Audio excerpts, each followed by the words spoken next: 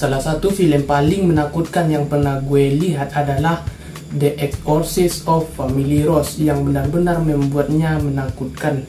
Yang membuatnya menakutkan adalah karena film ini berdasarkan kisah nyata Annalise Michel, yang merupakan seorang gadis berusia 23 tahun yang tinggal di Jerman di tahun 70-an. Anak itu rupanya dirasuki setan dan ada banyak rekaman audio dan beberapa kesaksian langsung yang luar biasa tentang apa yang terjadi pada gadis malang ini.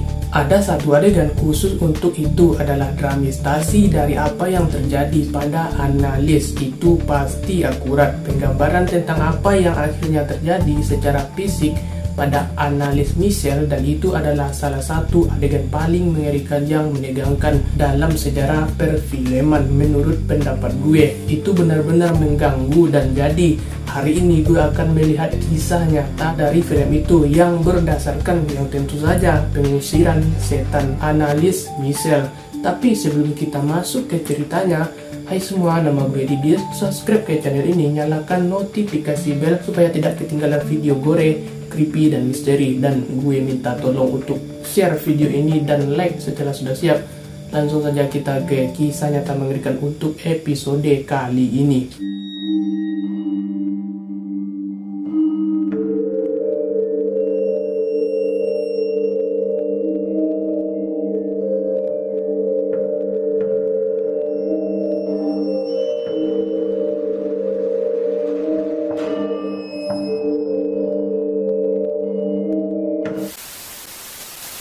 Pada tahun 1952 di Jerman Barat lahirlah seorang anak bernama Annalise Michel. Dia lahir di keluarga yang sangat religius, umat Katolik yang taat, yang percaya pada beberapa elemen yang lebih ekstrim dari imam Katolik.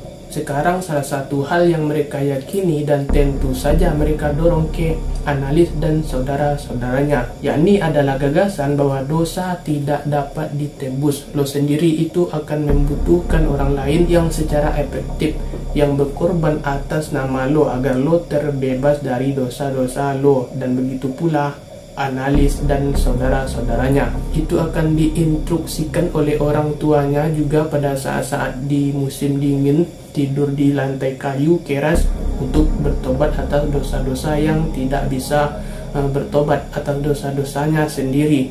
Dan dia akan berbaring di lantai itu di tengah musim dingin sambil berpikir bahwa apa yang dia lakukan adalah menyelamatkan orang lain dari dosa mereka sendiri. Sampai pada tahun 1969 Annalise akan mengalami kejang pertamanya di sekolah. Dia tiba-tiba mulai kejang di depan teman-temannya di kelas, kemudian memberitahu para penyelidik dan keluarganya bahwa dia hampir seperti memasuki kondisi seperti trans. Kalau di Indo, kalau kejang-kejang itu dinamakan epilepsi ya kalau nggak salah. Saat mengalami kejang-kejang ini dan kemudian segera setelah kejang-kejang berakhir dan dia selesai kejang, dia tersadar dari trans tersebut.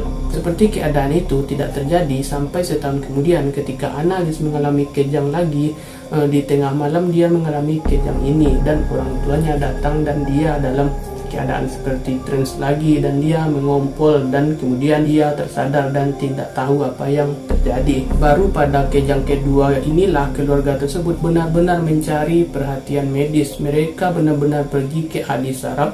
Ahli saraf itu akan memberitahu Annalise dan keluarganya bahwa apa yang dideritanya adalah sesuatu yang disebut epilepsi lobus temporal, dimana lo tahu di antara serangkaian efek samping yang mengerikan, beberapa yang lebih signifikan adalah halusinasi, pendengaran, dan penglihatan yang sangat serius, hilangnya kesadaran dan kondisi mental yang intens, sehingga Annalise diberi resep obat oleh ahli saraf ini untuk mencoba melawan epilepsi lobus temporal ini. Tetapi itu tidak berhasil, tampaknya tidak melakukan apapun, dan pada kenyataannya kejang-kejangnya dan konvulsi dan keadaan seperti trans yang dialaminya selama kejang-kejang itu hanya bertahan dan semakin parah, dan sampai pada titik di mana Analis dan keluarganya percaya bahwa hal tersebut yang dapat dilakukannya adalah pergi ke rumah sakit jiwa, di mana staf di sana lebih siap untuk menangani apa yang terjadi padanya.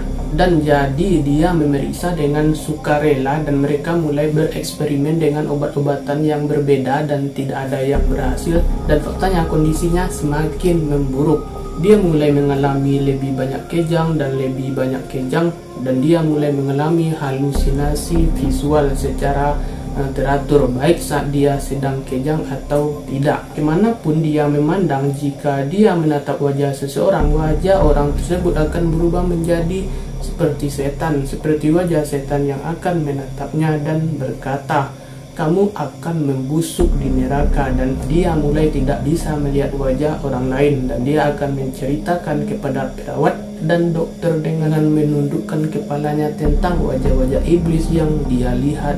Dan itu adalah pertama kalinya dia mulai mengutarakan ide bahwa dia sebenarnya dirasuki setan. Sebenarnya ada 6 setan menurut hitungannya ketika dia menyampaikan informasi itu kepada keluarganya, bahwa dia percaya dia kerasukan. Dia dan keluarganya percaya bahwa rumah sakit jiwa tidaklah cukup, dan pada kenyataannya pengobatan modern tidak cukup untuk menangani apa yang terjadi padanya, sehingga mereka perlu mencari bantuan di luar kedokteran dan sebagainya. Mereka beralih ke gereja Katolik. Awalnya semua pendeta yang didekati analis dan keluarganya untuk mencoba membantunya untuk mengatasi situasi tersebut menolak permintaannya, dan mereka berkata, "Anda perlu mencari perhatian medis, ini bukan sesuatu yang dapat kami bantu." Karena tidak tahu harus kemana, keluarganya juga bingung, dan kondisi Alice benar-benar sangat menurun. Maksudnya kondisinya sudah sangat buruk dan menjadi jauh lebih buruk.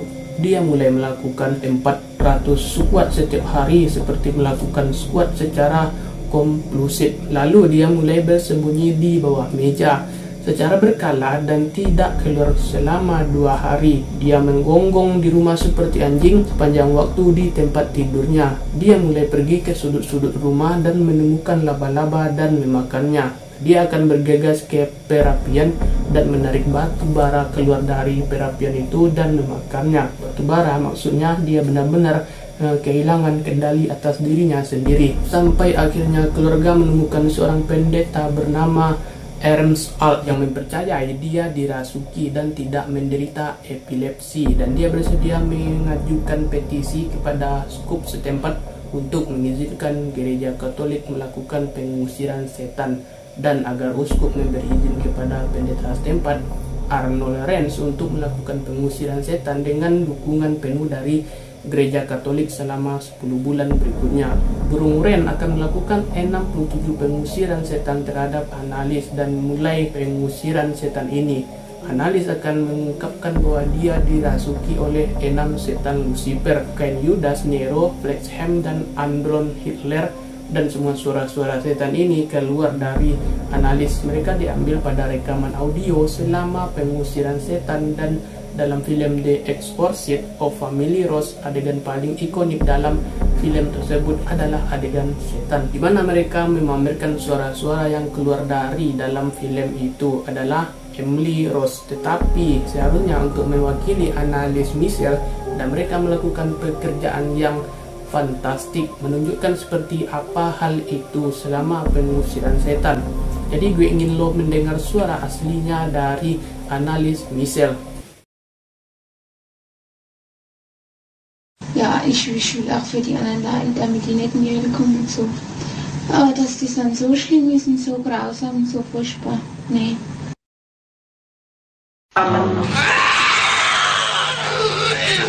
Ekleze. Nein, Ekleze. Und der Maul mir Ekleze. Oh, und der Hanne will auch nicht. Oh,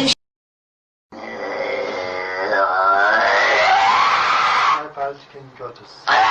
ich hab dein Maul erschlagen.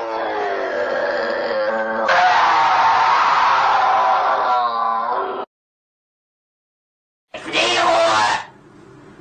Ruhe gibt's nur da oben. Ruhe gibt's nur dort, wo die Liebe ist. Ja, bei uns gibt's nur ja nun.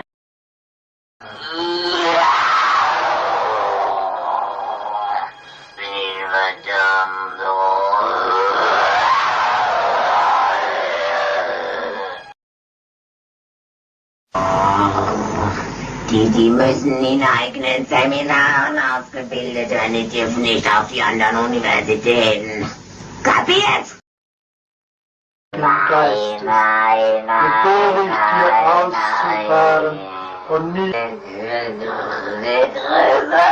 Awalnya pengusiran setan tampaknya membuat keadaan menjadi lebih baik lagi. Analis dia sampai di suatu tempat di mana kejang-kejang dan konflusi dan keadaan seperti transnya dan perilaku aneh sangat sedikit dan jarang terjadi, sehingga dia benar-benar mendaftar ulang di universitas dan bahkan dapat menghadiri gereja. Tetapi itu tidak berlangsung lama. Pada musim semi tahun 1979, kejang-kejang dan konfrontasi analisa dan perilaku anehnya kembali 10 kali lipat, dan dia mulai menjadi kasar dengan anggota keluarganya, sampai-sampai mereka bahkan tidak bisa berada di dekatnya tanpa diserang olehnya. Tetapi ketika dia ditinggal sendiri, dia akan melukai dirinya sendiri. Dia berhenti makan sambil berkata bahwa setan tidak mengizinkan dia makan, dan sepanjang hari dia berdiri dan kemudian berlutut untuk berdoa, dan kemudian bangkit kembali dan berlutut untuk berdoa, sehingga kedua tempurung lututnya patah dan urat-uratnya robek. Lututnya yang tampaknya tidak membuatnya gemetar, namun keluarganya tetap percaya bahwa yang ia butuhkan adalah intervensi keagamaan, bukan intervensi medis. Analis juga merasakan hal yang sama, namun beberapa orang mungkin mengatakan bahwa ia tidak dalam posisi untuk membuat keputusan itu, bahwa ia telah kehilangan kemampuannya untuk membuat keputusan. Tetapi bagaimanapun mereka melanjutkan dengan pengusiran setan. Pengusiran setan terakhir analis terjadi pada tanggal 30 Juni 1976, dan sementara analis tunduk dengan sukarela pada pengusiran setan ini. Dia sangat lemah, dia beratnya di bawah 100 pon, dan pada pagi berikutnya pada tanggal 1 Juli 1976 dia meninggal karena dehidrasi dan kekurangan gizi. Dia baru berusia 23 tahun setelah kematiannya. Kisah analisa begitu sensasional sehingga menjadi berita utama di seluruh Jerman, dan orang-orang berteriak-teriak untuk mempelajari lebih lanjut tentang bagaimana ini bisa terjadi, bahwa dia adalah yang paling menderita. Lo tahu tampaknya kerasukan dalam kemudian meninggal setelah semua pengusiran setan ini. Lo tahu mengapa tidak ada intervensi medis? Ada begitu banyak pertanyaan, dan akhirnya apa yang terjadi adalah orang tuanya didakwa dengan pembunuhannya karena kelalaian. Tetapi sebenarnya tidak diketahui hukuman penjara, karena pada saat itu cedera yang mereka alami memutuskan bahwa orang tuanya sudah cukup menderita. Mereka tidak menjalani hukuman penjara, dan ada dua pendeta, salah satunya adalah burung walet yang didakwa dengan pembunuhan itu karena kelalaian, dan mereka dijatuhi hukuman 6 bulan penjara yang kemudian ditangguhkan. Orang-orang benar-benar berbagi dua tentang apa yang sebenarnya terjadi pada analis Michel. Apakah itu kerasukan atau seperti yang dikatakan ahli saraf itu merupakan bentuk epilepsi, atau apakah itu sesuatu yang lain? Dan selanjutnya lo tahu apakah perawatan psikiater atau apakah pengobatan modern cukup membantu dia, atau apakah mereka gagal sama seperti pengusiran setan yang pada akhirnya gagal? Ini adalah pertanyaan yang sampai hari ini orang-orang benar-benar tidak yakin bagaimana menjawabnya. Makanya telah menjadi semacam monumen bagi banyak gereja di seluruh Eropa. Mereka akan pergi dan pada dasarnya melakukan ziarah ke makamnya untuk membayar menghormati seorang gadis bahwa mereka percaya dengan cara tertentu mati karena dosa-dosa mereka. Jadi menurutmu apa ini? Apakah ini kerasukan setan, atau ini epilepsi, atau apakah itu sesuatu yang lain? Dan bagaimana menurut lo mereka seharusnya menangani kasus ini? Maksudnya jelas obat yang dia minum tidak membantu, itu lebih baik. Tetapi pada saat yang sama pengusiran setan tampaknya tidak lebih baik juga. Jadi bagaimana lo memperlakukan sesuatu seperti ini? Beritahu gue di kolom komentar. Jadi itulah adalah kisah nyata mengerikan yang terjadi di Jerman. Apakah kalian percaya hantu dan bisa merasuki manusia? Kalau gue Didis ya pamit aja di hadapan kalian, dan see you on the next video and bye bye.